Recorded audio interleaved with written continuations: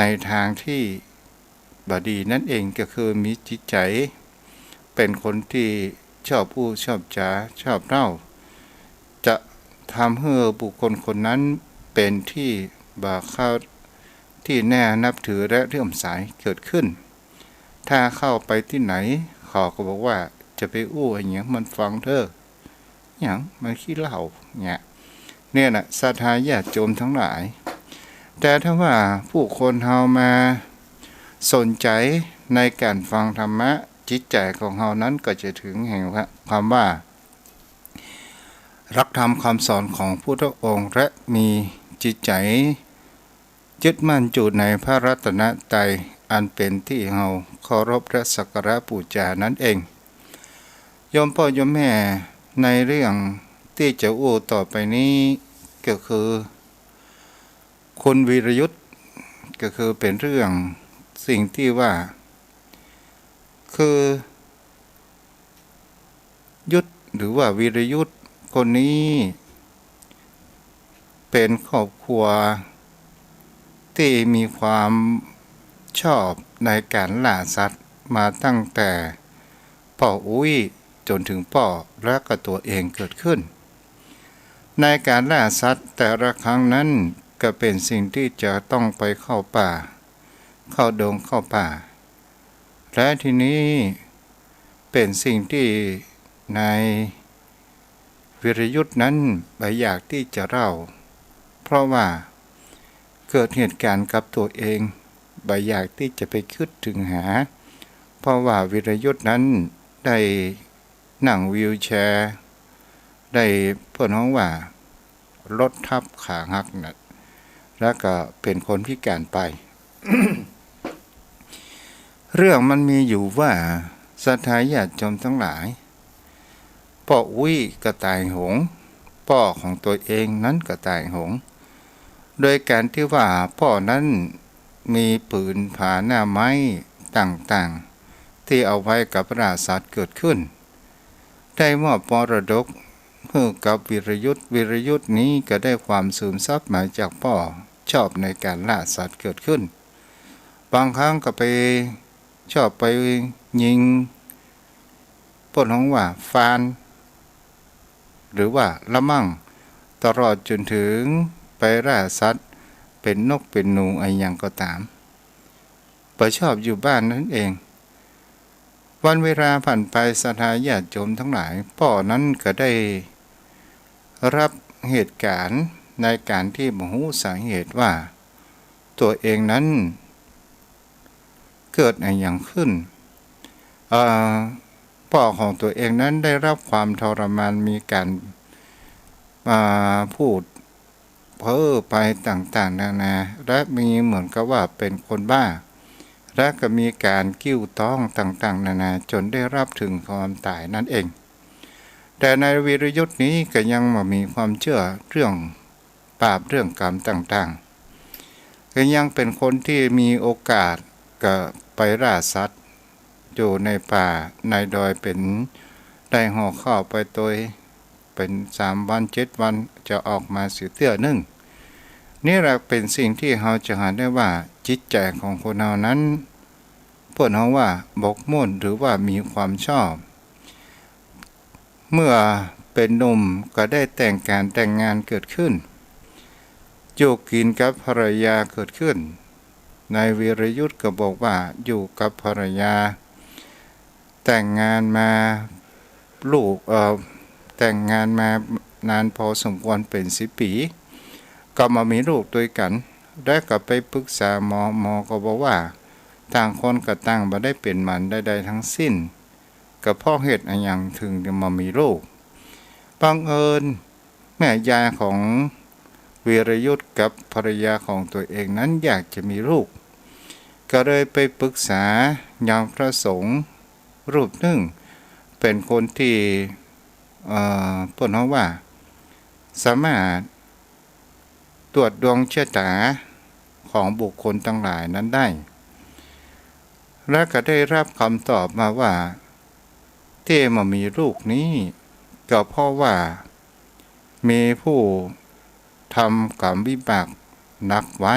เกี่ยวกับการฆ่าสัตว์ต่างๆนานานั้นเกิดขึ้น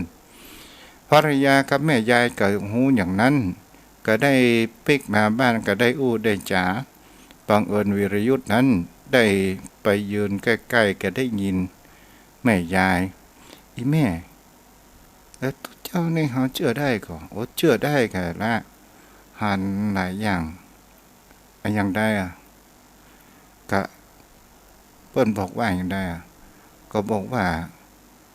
เฮามีคนบาปคนทำกรรมนักมันเลยมามีลูกพ่อยุทธนะคะที่เป็นผัวของตัวเก่าเป็นคนที่ชอบล่าสัตว์ต่างๆนะบอกพ่องเด้อบอกมันหยุดพ่อง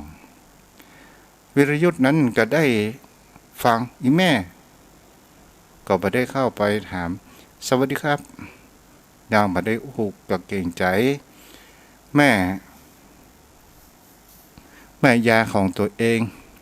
พอแม่ยายนั้นกลับบ้านกลับจอง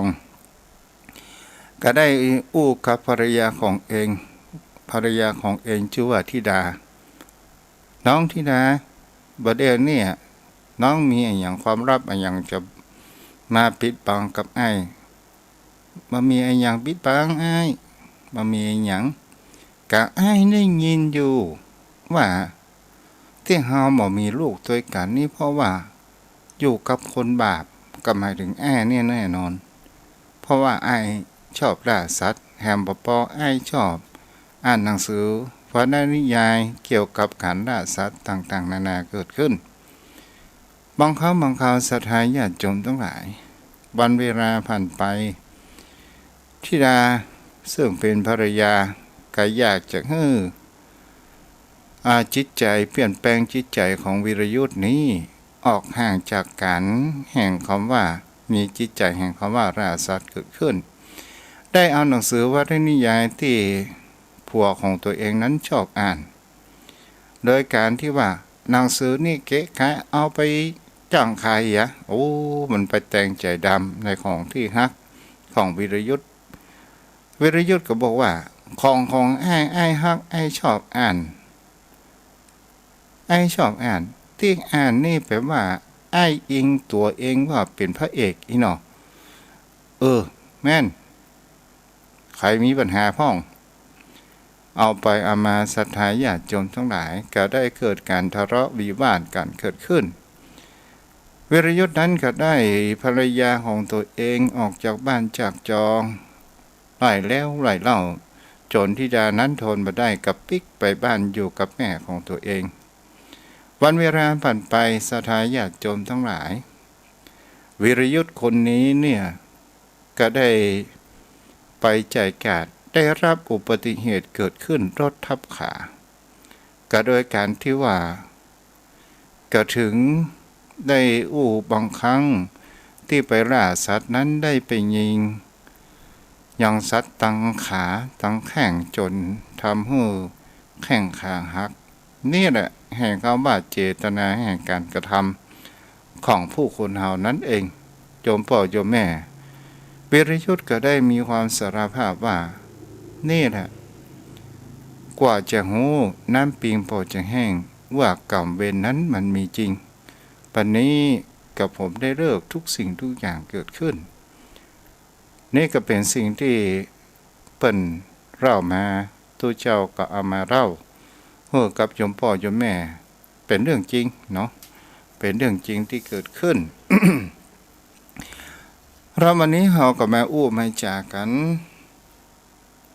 จะเรื่องอย่างนี้โยมแม่โยมพ่อเรามากันในเกี่ยวกับในการประพฤติปฏิบัติธรรมเกี่ยวกับประสบการณ์ในการที่เราอยากจะทำในการประพฤติปฏิบัติธรรมนั้นให้มีความสำเร็จเกิดขึ้นเงื่อนไขแห่งการปฏิบัติธรรมนั้นมันมีอยู่4ข้อวันนี้จะข้อแรกก็คือศีลโยมพ่อโยมแม่ตามที่ครูบาอาจารย์เปิ้นได้มาว่า บุคคลใดก็ตามที่จะประพฤติปฏิบัติธรรมอยากจะให้ทำสมาธิหรือเจริญสมาธิภาวนานั้นให้มีความเจริญเกิดขึ้นให้มีจิตใจของเราสงบให้ดีนั่นก็คือ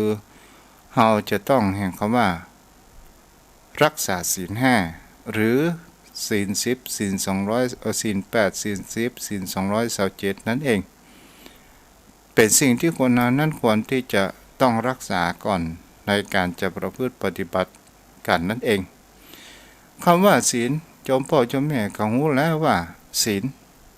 เป็นข้อประพฤติปฏิบัติที่ก่อให้เกิดแห่งความสงบและร่มเย็นเกิดขึ้น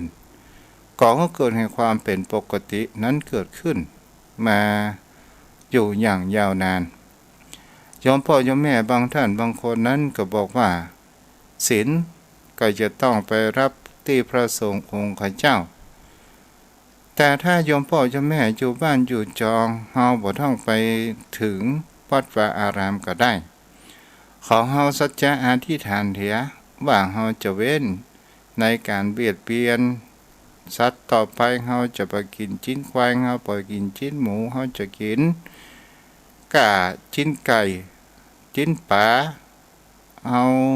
จะกินผักกินไม้กินมังสวิรัติกินเจต่างๆนานาเกิดขึ้นถ้าเฮาประพฤติศีลทั้ง5ข้อนี้เฮาได้ของความเจริญและจิตเป็นสมาธิบังเกิดขึ้นมรรคผลนิพพานเกิดขึ้นกับตนตัวของเฮานั้นเองถ้าเอาอย่างนี้ก็ถือว่ามีความสำเร็จเกิดขึ้นศีลมันอยู่ที่ไหนโยมพ่อโยมแม่มันอยู่ที่จิตใจของผู้คนเฮานั้นเองบางท่านบางคนก็บอกว่าอยู่ที่ทุเจ้าเป็นผู้นามกล่าวบอกไว้แค่นั้นว่าเว้นจากการประพฤติ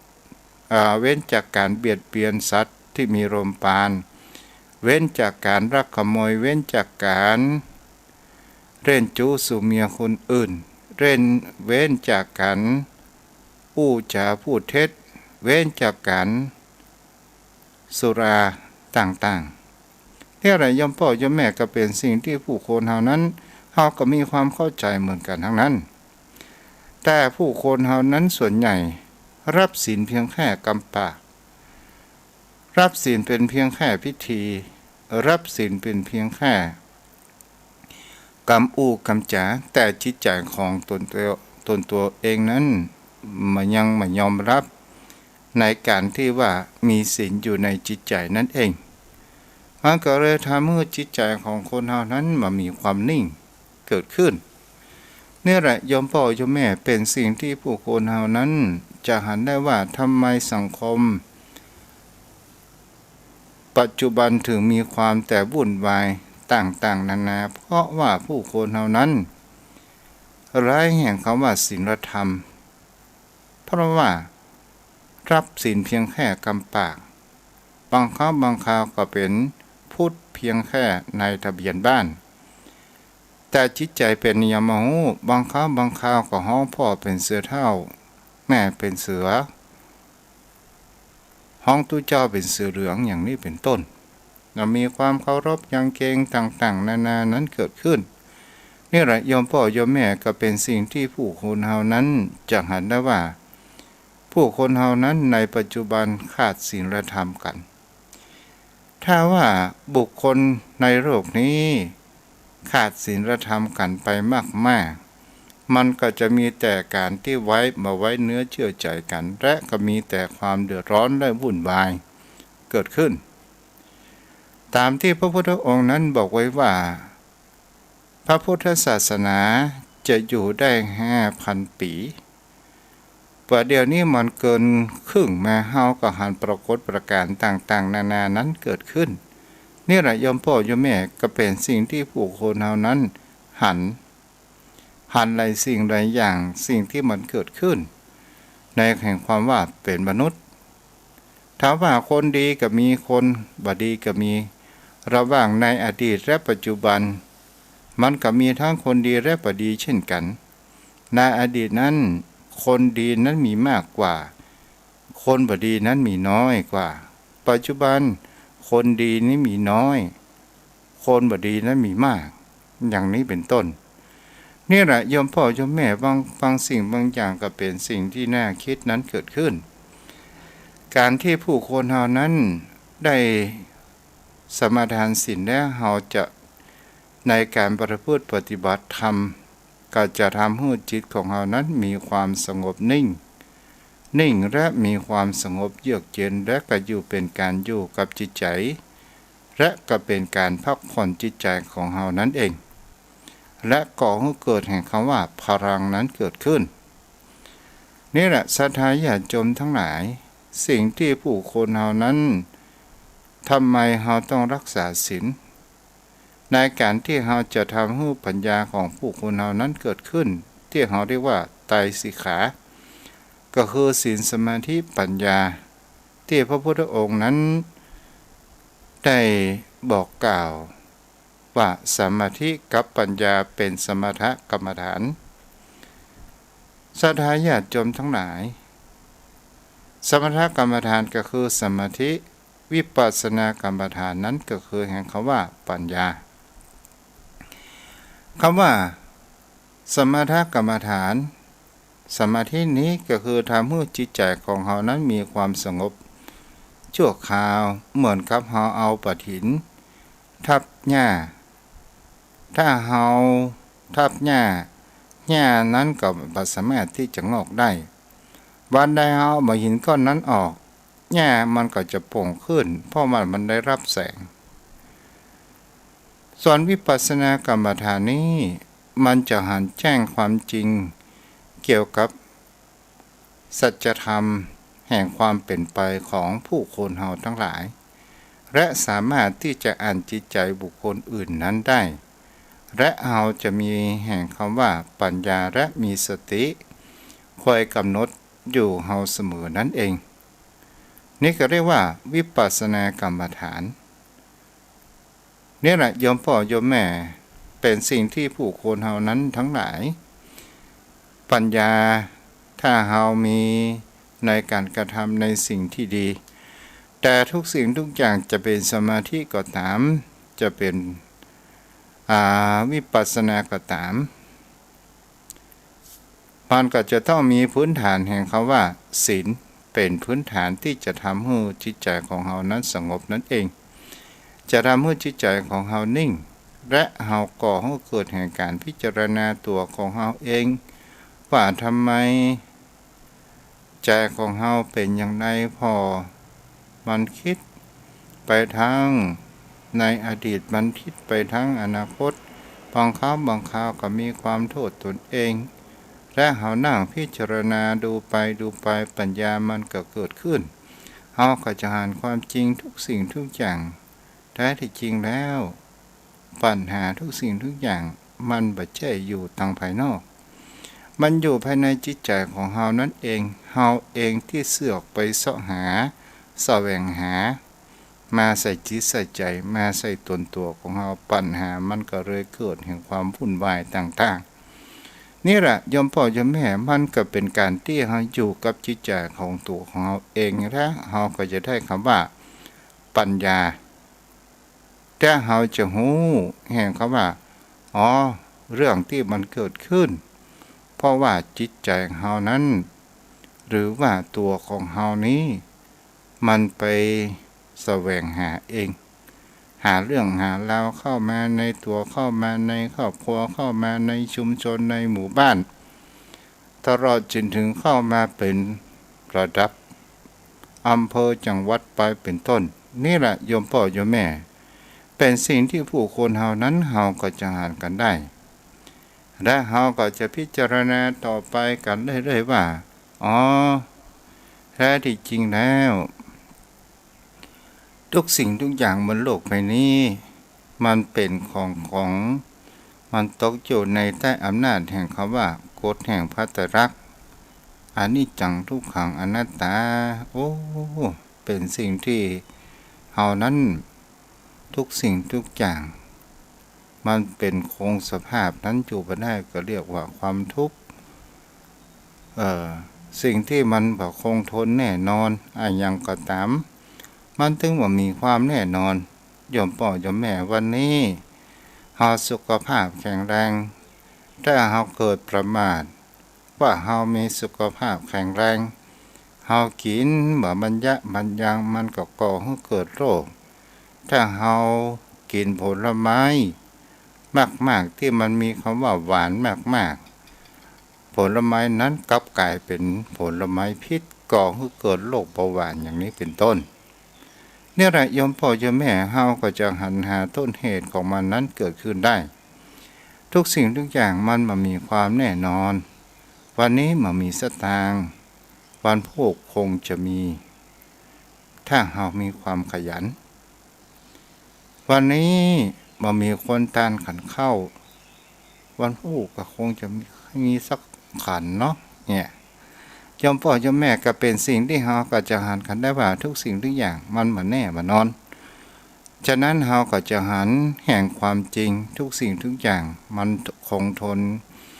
สภาพเดิมนั้นอยู่มาได้มีการเปลี่ยนแปลงอยู่ตลอดเวลาโยมพ่อโยมแม่เฮาก็ลองดูสังเกตว่าถ้าเฮานอนวันค่ำเนี่ยโยมพ่อโยมแม่ก็สามารถที่จะนอนวันค่ำได้เพราะมันปวดมันเมื่อยต่างๆนานานั้นเกิดขึ้นมันก็จะต้องเปลี่ยนอิริยาบถจะเป็นยืนเดินนั่งนอนต่างๆเหล่านี้เนี่ยถ้าเฮาอยู่ในอิริยาบถอันใดนานๆอย่างกับนั่งเพิ่นบอกว่าห้ามนั่งเกินครึ่งชั่วโมงถ้าเกินกึ่งชั่วโมงคือลุกเตียวโยมพ่อโยมแม่ถ้าเฮาบ่ลุกเตียวเฮาบ่ขยับขยื่นเนี่ยเลือดลมเฮามันก็ ขออภัยเนาะเลือดลมของคนเฮามันก็เดินบ่สะดวกและก็จะทำให้เฮานั้นได้รับความเหน็บชาอย่างเกิดขึ้นเฮาจะต้องเปลี่ยนอิริยาบถอยู่เนืองๆอันนี้ก็เป็นปัญหาพระสงฆ์องค์ข้าเจ้าบางครั้งบางคราวมันว่าสามารถที่จะเปลี่ยนแปลงได้พระสงฆ์องค์ข้าเจ้านั่งพับเพียบเวลามีกิจนิมนต์การเดียวกับพับเพียบกำเดียวกับคดต่อไว้โอ้โยมพ่อโยมแม่ถ้าเป็นคนที่อ้วนมีน้ำหนักนักนี่นะโอ้ขยุกขยิกนักเกินไปก็บดีกำเดียวจะบ้านเปิ้นก็จะมองโอ้ทุกเจ้านี่บ่สำรวมอย่างนี้เป็นต้นทุกเจ้านี่เวลาไปกิจนิมนต์นี่เป็นสภาพบังคับโดยอัตโนมัติแต่ปัจจุบันศรัทธาที่เพิ่นมีความเข้าใจทุกเจ้าเพิ่นก็เอานั่งเก้าอี้ก็เป็นสิ่งที่ดีนี่แหละโยมพ่อโยมแม่ทุกสิ่งทุกอย่างต้องอยู่แห่งคำว่าพอดีเดินก็พอดีนั่งก็พอดีนอนก็พอดีเนาะจะอู้จะจากก็พอดีเนาะเอาบ่ต้องไปอู้กันเมินเนี่ยอย่างนี้เป็นต้นต่อมาก็คือหัวข้อที่สองก็คือคำว่าอิทธิบาทสี่เฮาจะทำอะไรอย่างก็ตามโยมพ่อโยมแม่ต้องมีแห่งคำว่ารักธรรมแห่งอิทธิบาทอิทธิบาทโยมพ่อโยมแม่ก็รู้แล้วว่าถ้าเฮาจะพูดปฏิบัติธรรมเฮาก็จะต้องมีความรักความพอใจและเฮาก็จะต้องมีความเพียรคือวิริยะและเฮาก็มีการมีจิตใจจดจ่อตึกตรองก็คือจิตตะ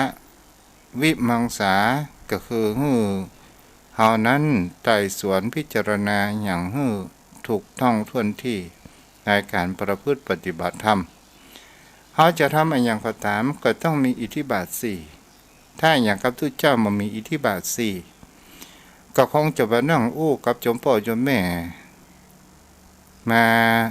จนถึงเวลาประมาณสัก3 ปีก็ว่าได้61 62 63 64 65เกือบ5 ปีเลยโยมพ่อโยมแม่ปลายปี61ตู้เจ้าออกวิทยุเนี่ยเพราะอะไรอย่างเพราะว่าเฮามีแห่งความว่าความรักความชอบก็คือมีอิทธิบาทสี่ก็คือมีใจฮักนะโยมพ่อโยมแม่ต่อมาก็คือความภาคเพียรถ้าเฮามาอ่านหนังสือเนี่ยบ่ฮู้จะเอาอะไรอย่างมาอู้กับโยมพ่อโยมแม่ เมื่อได้เป็นประจำทุกวันในการออกรายการวิทยุต้องอ่านต้องฟังต้องคิดต้องทำความเข้าใจต่างๆนานานั้นเกิดขึ้นและในการออกนั้นเฮาก็จะต้องมีแห่งคำว่าจิตใจจดจ่อในการรับผิดชอบในการที่เฮาเป็นสิ่งที่เฮาจะเหมือนกับว่าเฮาศึกษาทำให้มันท่วนทีและก็ค่อยควรและเฮาก็เอามาอู้มาจ่าการประพฤติปฏิบัติธรรมก็เช่นเดียวกันโยมพ่อโยมแม่ถ้าว่าเฮาบ่มีใจฮักเฮาไปโดยการที่ว่าเปื้อนเฮาเก่งใจกัลยาณมิตรของเฮาไปประพฤติปฏิบัติธรรมไปโดยการที่ว่ายังเตียวขวางไฟน่ะไปประเต็มอกเต็มใจไปโดยการที่ว่าไปโดยเปื้อนมันก็สมาธิมันก็บ่เกิดขึ้นเพราะว่ามันมีอิทธิบาท4นั่นเองสิ่งเหล่านี้แหละโยมพ่อโยมแม่ก็เป็นสิ่งที่ผู้คนเฮานั้นถ้าเฮาทำจะเป็นสมถกรรมฐานก็ตามวิปัสสนากรรมฐานก็ตามถ้าบุคคลผู้ใดทำได้ผู้นั้นก็จะหันทำตามที่พุทธองค์บอกว่าผู้ใดเห็นธรรมผู้นั้นเห็นเราเห็นในอย่างโยมพ่อโยมแม่เห็นสัจธรรมแห่งชีวิตเนี่ยเป็นสิ่งที่ผู้คนเฮานั้นจะเห็นได้ว่าก็คือหมายถึงเขาว่าเฮามีความเข้าใจในแห่งความเป็นไปแห่งความเป็นมนุษย์ผู้คนและบนโลกใบนี้อย่างมีความเข้าใจและในการศึกษาในความเป็นอยู่ของตนตัวของเฮาเองอย่างเช่นโยมพ่อโยมแม่อย่างกับร่างกายของคนเฮานี้เนี่ยถ้าเฮาศึกษาเฮาก็พอว่าแท้ที่จริงแล้วร่างกายมนุษย์ของคนเฮานี่มันมีอยู่2 ภาคหนึ่งเป็นภาพรูปธรรมภาคหนึ่งนั้นก็คือจิตใจคือกระบวนแห่งความคิดเป็นนามธรรมโยมพ่อโยมแม่ก็คงจะมีความเข้าใจบุคคลผู้ใดที่รู้แล้วโยมพ่อโยมแม่เฮาก็ลองมาดูสังเกตบางท่านบางคนเขาว่าทำไมเฮาบ่เป็นเฮาล่ะจิตยังบ่เป็นของเฮาอย่างนี้เป็นต้นถ้าเฮาอู้ไปแล้วโยมพ่อโยมแม่ถ้าจิตใจของเฮามันตายไปมันพร้อมไปกับร่างอันนี้ก็เป็นสิ่งที่บ่ถูกต้องเฮาก็ลองมาตึกตองและพิจารณาดูสังเกตว่าเมื่อร่างกายของคนเฮานั้นมันผุพังธาตุ4มันบ่มีความสมดุลกันเกิดขึ้นหรือมันขาดตกบกพร่องประการใดประการหนึ่งมันกระทำให้ชีวิตของเฮานั้นได้รับแห่งความว่าพยาธิก็คือความเจ็บป่วยเมื่อยไข้เกิดขึ้นในร่างกายตนตัวของเฮาจนหมดลมหายใจของเฮานั้นที่เฮาเรียกว่าตายแล้วทำไมเมื่อเฮามีชีวิตเมื่อเฮามีจิตใจเฮายังตอบสนองทุกสิ่งทุกอย่างนั้นได้อู้จาตอบโต้นั้นได้ใครมาทำร้ายอย่างเฮาก็โต้ตอบนั้นได้แต่ถ้าว่าเฮาหมดลมหายใจหรือว่าตายไปเนี่ยทำไมเฮายังบ่มีการโต้ตอบใดๆทั้งสิ้นเปิ้นจะกำแข้งกำขาแม้กระทั่งเปิ้นจะอาบน้ำอาบท่า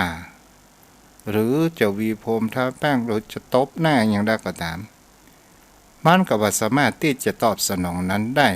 เพราะอย่างเล่าเพราะว่าจิตนั้นมันบ่อยู่แล้วจิตมันก็วิ่งออกไปสู่เสวยจะเป็นบุญก็ตามจะเป็นบาปก็ตามมันก็จะไปเสวยในสิ่งนั้นในสิ่งที่เฮาหมกมุ่นนั้นอยู่หรือว่าสิ่งที่เฮามีความคุ้นเคยนั้นอยู่อย่างกับโยมพ่อโยมแม่รับฟังวิทยุเนี่ยจิตใจของเฮาก็อยู่ในทางพุทธศาสนาจะเลิกคิดถึงฟังทูตเจ้าคิดถึงหลักธรรมของพระพุทธเจ้าขอได้ฟังแล้วมีความชื่นอกชื่นใจ เฮาจะไปหลงไหลร่างกายของคนเฮาถ้าได้จริงร่างกายของเฮาก็บ่ใช่ของเฮาถ้ามันเป็นของเฮาถ้าเปิ้นเผาเฮายังบ่ลุกล้นสุดท้ายมันก็บ่ใช่ของเฮาสุดท้ายไอ้หยังเฮาก็เอาไปบ่ได้สุดท้ายก็คือเนื้อธรรมชาติเป็นถุงธุลีดินไปตามสภาพตามธรรมชาติตามกฎเกณฑ์ของระบบธรรมชาตินั่นเองถ้าเราเข้าใจสิ่งเหล่านี้นะโยมพ่อโยมแม่ก็ถือว่าเราก็หันทำและก็เป็นสิ่งที่ผู้คนเฮานั้นก็ลองไปประพฤติปฏิบัติทำให้จิตใจของเฮาถ้าเฮาทำสมาธิได้จิตใจของเฮาก็จะมามีความฟุ้งจิตใจเฮาก็จดจ่ออย่างเช่นเฮาบริกรรมว่ายุบหนอพองหนออยู่ที่หน้าท้องของเฮาหายใจเข้าเขาว่าพองหายใจออกเขาว่ายุบพองหนอยุบหนอถ้าทำ2-3 นาทีนี่บ่เกิดเด้อโยมพ่อโยมแม่5 นาที10 นาทีนี่เกิดและจิตใจของเฮาตอนแรกๆนั้นอารมณ์มันแปรปรวนมันตึงขึ้นไปสักพักถ้าเฮาปฏิบัติไปถ้าเฮาจะดูลมหายใจของเฮานั่นเองตอนแรกๆนั้นเป็นลมหายใจหยาบต่อมานั้นก็จะเป็นลมหายใจที่มีความละเอียดนั้นเกิดขึ้นมันเป็นเพิ่นฮ้องว่าเป็นสันทิฏฐิโกมันบ่สามารถที่จะบอกใครได้ต้องลงมือปฏิบัติเองเนาะโยมพ่อโยมแม่ถึงเฮาจะฮู้เอาละวันนี้ อนุโมทนายังโยมแม่เกษรชัยวุฒิแม่สุธรรมอินทรีย์บ้านกันนกได้ร่วมทำบุญเป็นเจ้าภาพทำบุญซื้อที่ดินแหม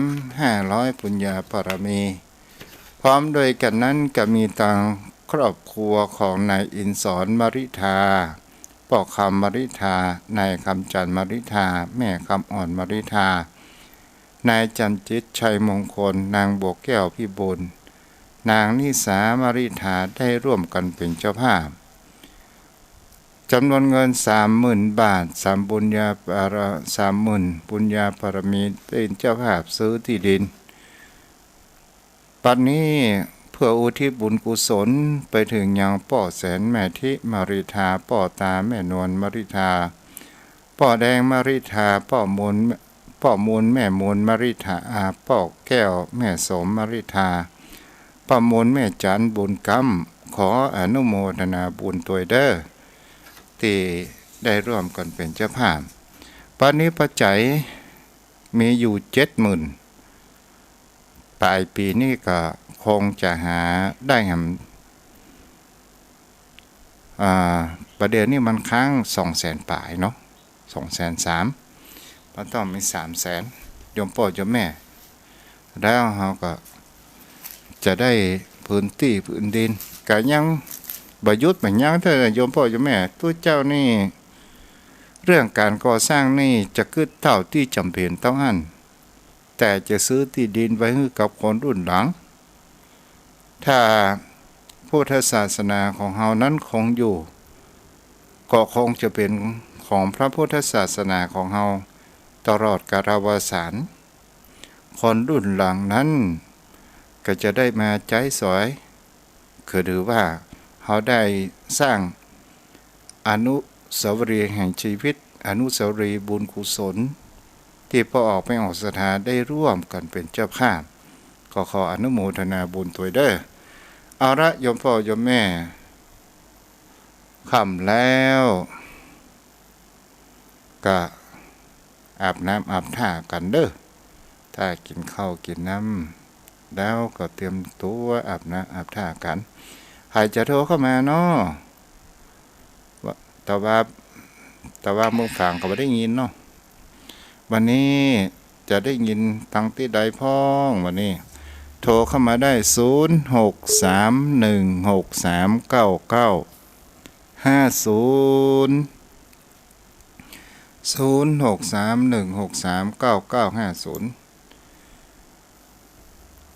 0631639950วันนี้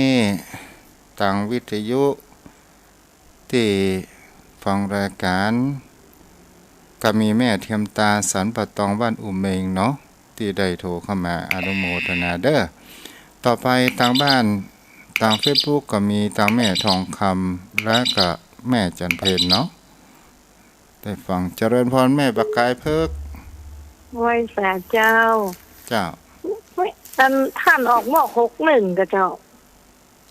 ปลายปี61แม่ก็ติดตามท่านมาตั้งหมอก61แล้วก็เจ้าอันนั้นเพราะว่าตอนนั้นแม่พามะเร็งแม่ก็อยู่บ้านเนาะคีโมก็อยู่บ้านฟังเทศฟังธรรมไปแม่ก็เปิดฟังท่าน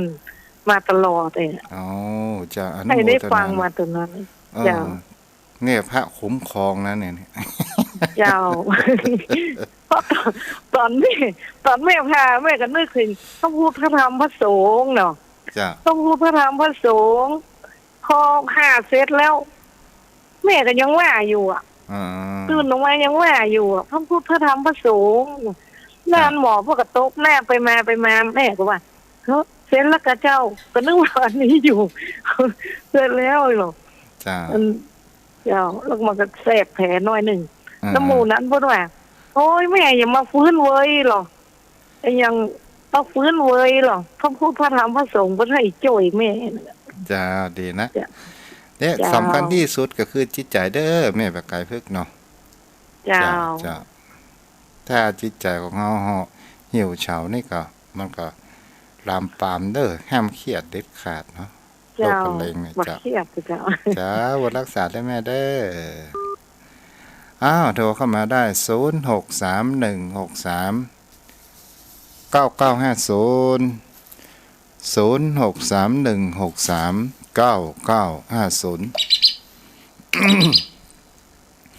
เจริญพรเจ้ากับไว้สาเจ้าท่านเจ้าแม่คำนวณตำบลเจซ้อนเจ้าฟังนี้ฟังแล้วมีอะไรหยังจะอู้กับทุเจ้าพ่องกอถ้าจะอู้มันนักมันมาจางอู้เพราะว่าอันกะถ้าแม่มาได้เกิดมาป้ามาพบท่านครูบาอาจารย์มาสั่งขยายให้ฟังนี่แม่ก็ต้องอยู่ได้หลวงในมือตีบอดไปตลอดนะจ้าขอบคุณยินดีกับสถานีเปิ่นเนาะเปิ่นได้ตั้งเฟซบุ๊กตั้งเทคโนโลยีที่มันทันสมัยนี่ก็ได้หันก็เปิ่นถ้ามามีทั้งสถานีวิทยุตุเจ้าก็บ่ได้รู้จักกับแม่เนาะก็บ่ได้รู้จักกับแม่ขอบคุณแม่มีความสุขขนาดแม่อันฟังธรรมะนี่แม่ถ้าแม่ฟังแล้วแม่จะบรรยายอย่างซักอย่างหนึ่งว่าเวลาใดแม่จะตั้งใจฟังอย่างเดียวเจ้าอันมันบ่เข้าใจขาดไปหน่อยหนึ่งมาได้เจ้าบุญรักษาได้แม่เด้อเจ้าที่หันทำเนาะเจ้าโทรเข้ามาได้0631639950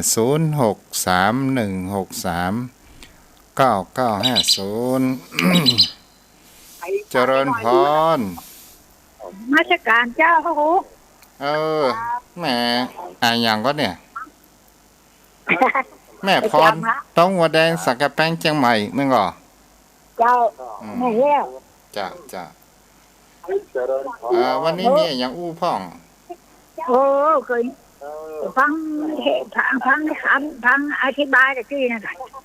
จ้าตัวเจ้าอู้เรื่องอย่างแม่ฝนตกอย่างฝนไปอันกันนั่นมันยกนั่งก็นั่งหมอกไอ้ดินไรเนี่ยจ้าบุญรักษาได้ไหมอันมืดก็จังบ่จำกินหายวะอาทิได้แม่เด้อบุญรักษาเนาะมันจะการเจ้าแม่พรสันกับแปงโทรเข้ามาได้0631639950การกดโทรศัพท์ก็เป็นทำสมาธิอย่างหนึ่งนะเจริญพรพระสุเจ้าแม่อยู่ไหนเจ้าเมืองฝางจ้ะเมืองฝางนะแม่นอเจ้าตะบงเมืองฝางเจ้าตะบงเมืองฝางเราฟังท่านจริงว่านะกุแหลกเนี่ยจ้า อนุโมทนาฟังได้เข้าใจกับแม่ฟังเข้าใจเจ้ามันดีเข้าใจดีเจ้าดีนะอนุโมทนาเด้อเจ้าจ้าอ้าวใครจะโทรมาแหมเวลามีอยู่มากมายโทรเข้ามาเมื่อมีโอกาสถ้าหมดโอกาสจะไม่ได้โทรเนาะ โทรเข้ามาได้เด้อ0631639950ยังมี4สายเนาะวันนี้มี4สายโอ้สายที่แห่มาละเจริญพรแม่ไว้สาเจ้าไม่ลาฟังตลอดเนี่ยเป็นกำลังใจนะเจ้าล่าอยู่ที่ไหนก็แม่ลาบ้านนพศรตำบลประไผ่เจ้าอ๋อสันทรายเฮาเนี่ยเนาะเจ้าหลังวัดนพศรเนี่ยโอ้เจ้าดีอนุโมทนาตัวฟังกันเมินแล้วกันแม่เจ้าฟังเมินแล้วเหรออ๋อเจ้าดีแม่ฟังทุกคนทุกองค์เนี่ยอ๋อดีละแม่อนุโมทนาตัวเด้อเจ้าไว้สาเจ้ารักษาเจ้าโทรเข้ามาได้0631639950วันเวลาผ่านไปวันแล้ววันเล่าเนาะบางวันก็มีเงินบางวันก็บ่มีเงินบางวันก็มีความสุขบางวันก็มีความทุกข์บางวันก็บ่สุขบ่ทุกข์บางวันก็กินอิ่มบางวันก็บ่กินอิ่มไปตามระบบกฎเกณฑ์ของธรรมชาติของมันเนาะยมพ่อยมแม่จะไปจีจังไอ้หยังจะเหมือนดังใจเฮาทุกสิ่งทุกอย่างเป็นไปบ่ได้เด้อเพราะว่าเฮาก็บ่เหมือนดังใจคนอื่นเช่นเดียวกันเปิ้นก็ตึงบ่เหมือนดังใจเฮานะยมพ่อยมแม่เฮาจะไปเครียดไปซีเรียสไปจริงจังเกินไปเจริญพรไม่จ้าเจ้าแม่อยู่ไหนอยู่จำทองควงเฝ้าหมู่11จ้าแม่จำจ้ะนะแม่แต่ว่ากระโทรมาเนาะแม่นล่ะเจ้าจำทองความจริงว่าเราสิแก้มากระโทรมาตอนเพิ่นนะจ้ะก็น่าก็เป็นการฝึกสมาธิด้วยแม่เนาะก็ม่วนก็มีความสุขได้อย่างป้าหั่นว่าล่ะน่ะเจ้าอนุโมทนาได้แม่เด้อไว้สาเจ้า